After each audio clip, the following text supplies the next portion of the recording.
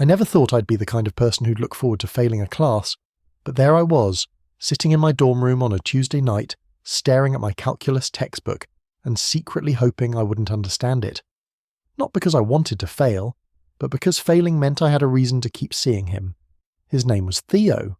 He was my tutor, and somewhere between derivatives and integrals, I'd fallen completely, hopelessly in love with him. It started 3 months ago. I was genuinely struggling with Calculus 2, like drowning in numbers and formulas I couldn't make sense of. My roommate suggested the tutoring centre, said they had grad students who actually knew how to explain things.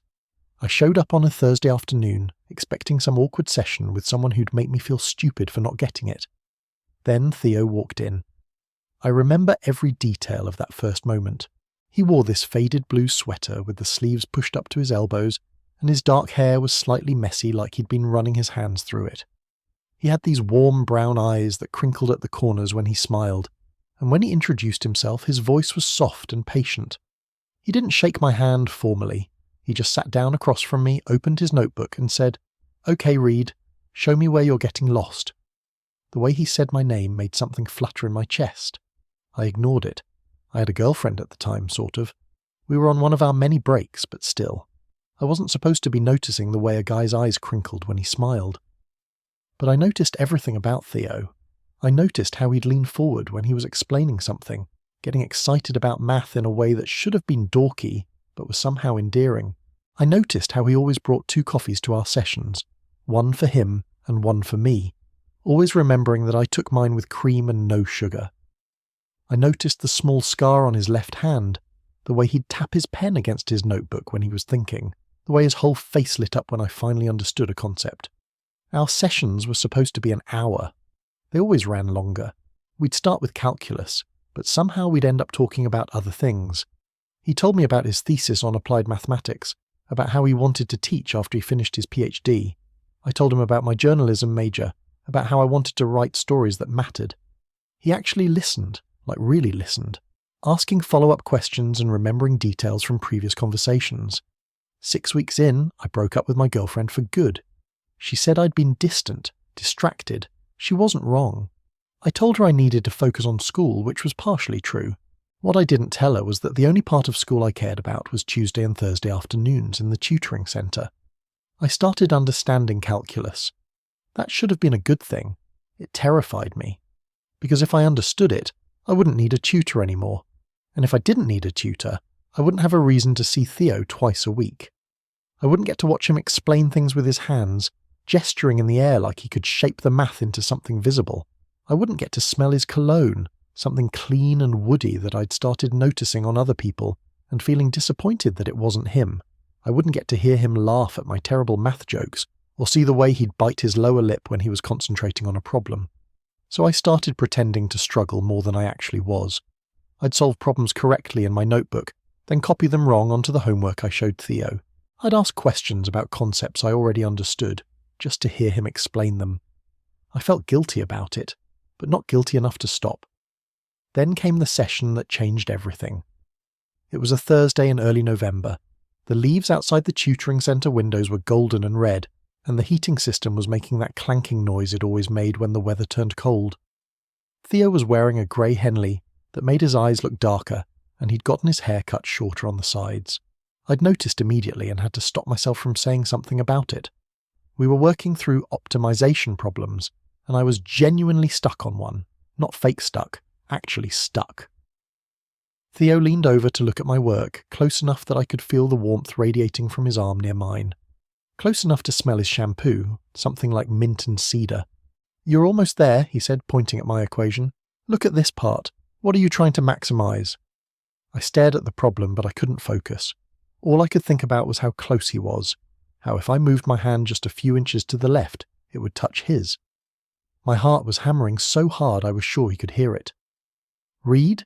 His voice was gentle. "You okay?" I looked up and found him watching me with this concerned expression, his eyebrows slightly furrowed. We were so close. I could see the tiny flecks of gold in his brown eyes, could count his eyelashes if I wanted to. "Yeah," I managed, "just tired." He studied me for another moment, then sat back. "We can take a break if you need." "No, I'm good. Let me try again." I forced myself to focus on the problem, and this time I actually got it. Theo's face broke into this huge grin. "There you go. See? You're getting really good at these." His praise made me warm all over, which was ridiculous. I was 20 years old, not 12. But something about making Theo proud felt better than any grade I'd ever received. "You've improved so much," he continued, gathering his notes. "Honestly, when you started, you were really struggling with the basics. Now you're working through advanced problems like they're nothing. You should be proud of yourself." I should have been happy. Instead, I felt panic rising in my throat. "I still mess up a lot," I said quickly. "Like, I definitely still need help." Theo smiled. "Everyone messes up, that's part of learning, but you've got a solid foundation now. I think you're going to do great on the final." The final. Right. The final that was 3 weeks away, and after that, no more calculus, no more tutoring sessions, no more Theo. "I should probably still keep coming," I said, trying to keep my voice casual. "You know, to make sure I really have it down." "Of course," Theo said. "I'm here every Tuesday and Thursday until the end of the semester. You're always welcome." But the way he said it made it sound optional, like I didn't need to come anymore, like I was good enough on my own. I went back to my dorm that night and couldn't sleep. I lay in bed, staring at the ceiling, trying to figure out what was happening to me. When had Theo become the centre of my week? When had I started choosing my clothes on Tuesday and Thursday mornings based on what I thought he might like? When had I started daydreaming about him during my other classes, imagining scenarios where I'd have the courage to ask him to get coffee somewhere that wasn't the tutoring centre? And when had I admitted to myself that what I was feeling wasn't just admiration or friendship, but something deeper and more terrifying? I'd never been attracted to a guy before. At least, I didn't think I had. There were moments in high school, feelings I'd pushed away and labelled as something else. But this was different. This was undeniable. I liked Theo. I more than liked him. I wanted to hold his hand and kiss him, and know what it felt like to have him smile at me not as a tutor, but as something more. The realization should have freaked me out more than it did. Instead, it felt like finally understanding a problem I'd been working on for months. It felt like relief. But it also felt hopeless. Because Theo was my tutor. He was professional and kind to everyone. The coffee he brought me, the way he listened when I talked, the extra time he spent explaining things, that was probably just him being a good teacher. And even if by some miracle he was interested in guys, why would he be interested in me? I was just another student who needed help with math. The next Tuesday, I almost didn't go to our session. I sat in my dorm room, backpack ready, and seriously considered just not showing up. It would be easier, maybe. Start the process of getting over him now, before I got in any deeper. But at 3:25, 5 minutes before our session, I was walking through the door of the tutoring centre. Theo was already there, setting up at our usual table. When he saw me, his whole face brightened. "Hey, I was hoping you'd come." "Yeah?" The word came out more hopeful than I intended. "Yeah, I actually brought something for you." He reached into his bag and pulled out a book. "I was at this used bookstore over the weekend and saw this. Made me think of you." He handed it to me. It was a collection of essays by Joan Didion. I'd mentioned her once, weeks ago, said she was one of my favourite writers. I couldn't believe he'd remembered. "Theo, you didn't have to." "I wanted to," he said, and there was something in his voice, something soft and almost shy that made me look up at him. Our eyes met, and for a second neither of us looked away. The moment stretched, and I felt that flutter in my chest again, stronger this time. Then Theo cleared his throat and sat down. "So, what do you want to work on today?" We went through the session like normal, but something felt different. I caught him looking at me a few times when he thought I wasn't paying attention. Once, when he was leaning over to check my work, his hand brushed against mine, and instead of pulling away immediately, he let it stay there for just a second longer than necessary. Or maybe I was imagining it. Maybe I wanted it so badly that I was seeing things that weren't there. After that session, things started shifting between us in small, almost imperceptible ways. Our conversations got more personal. He told me about his family, about how he'd come out to them during his sophomore year of college. The information made my heart race. He was gay, or bi. Either way, he liked guys. I told him about my parents' divorce, about how my dad hadn't really been around since I was 14. I told him things I didn't usually talk about, and he listened without judgment, without trying to fix everything. Our sessions kept running long. An hour became 90 minutes, became 2 hours. The tutoring centre staff started giving us looks, but Theo would just smile and say we were almost done, and they'd let us stay. I stopped pretending to struggle with calculus. I didn't need to anymore. Theo kept scheduling sessions with me anyway. 2 weeks before the final, I showed up for our Thursday session and found Theo looking nervous. He kept fidgeting with his pen, starting to say something and then stopping. "Everything okay?" I asked. He took a deep breath. "I need to tell you something, and it's probably going to be awkward, but I have to say it." My stomach dropped. He was going to tell me he couldn't tutor me anymore. He'd figured out that I had feelings for him and was going to let me down gently. "Okay," I said, trying to keep my voice steady. "You don't really need tutoring anymore," Theo said. "You know that, right? You've aced the last 3 problem sets. You're explaining concepts back to me better than some of the other tutors could. Reed, you're ready for this final. More than ready." I nodded, not trusting myself to speak. "So I've been trying to figure out how to say this for the past 2 weeks. He ran his hand through his hair, a nervous gesture I'd never seen from him before.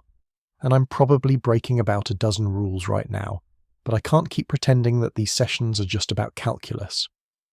My heart stopped. "I look forward to Tuesdays and Thursdays more than any other day of the week," Theo continued, his words coming faster now. "I buy your coffee because I like doing small things that make you smile.